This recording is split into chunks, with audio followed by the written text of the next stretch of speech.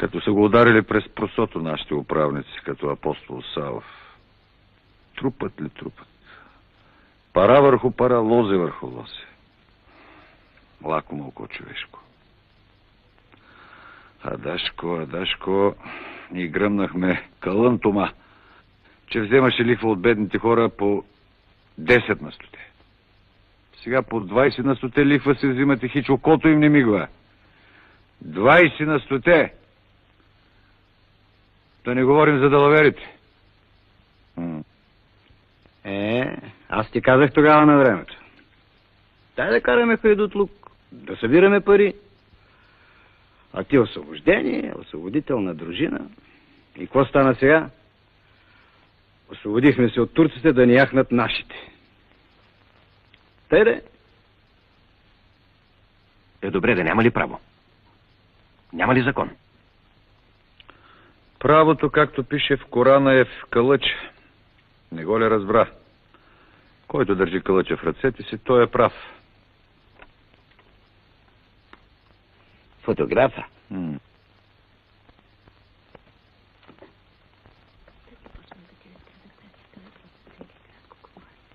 Добър ден. Адаш, помогни. Ага. Тогава, войводо, защо да не се върнем пак в Балкана, а? Да си я раздаваме нашата хайдушка правда. За кога, Адаш?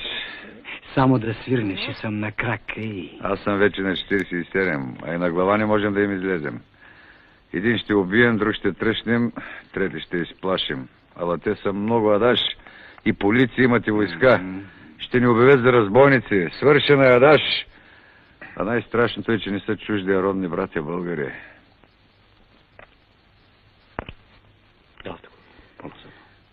Войводо, защо тогава беше той наш хайдутлука? Защо? Човек трябва да върши според силите си и според човещината си това, което трябва. А какво ще излезе от това, то е вече друго. Важното е да се начиства със съвестта си и със себе си.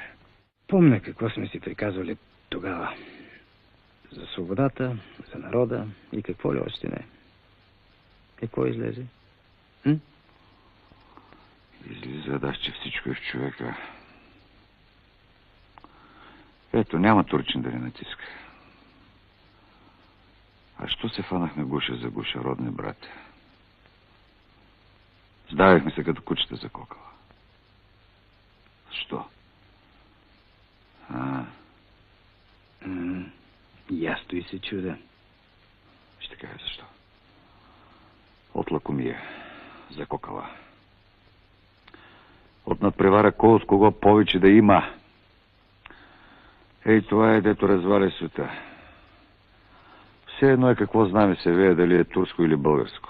Дали имаме каймакамен или градоначалник. Опустялата пара, дето ни мами дава сили на той и он и седник. Да ти слага чатала на врата. Няма да има мир и управие и човещина. Додето не се намери на тая пуста паракула. Гиди, войводо, войвода си беше, войвода си остана. Такъв ти искам. Да си ми жив и здрав. Да издържиш. Кой знае. Вътре.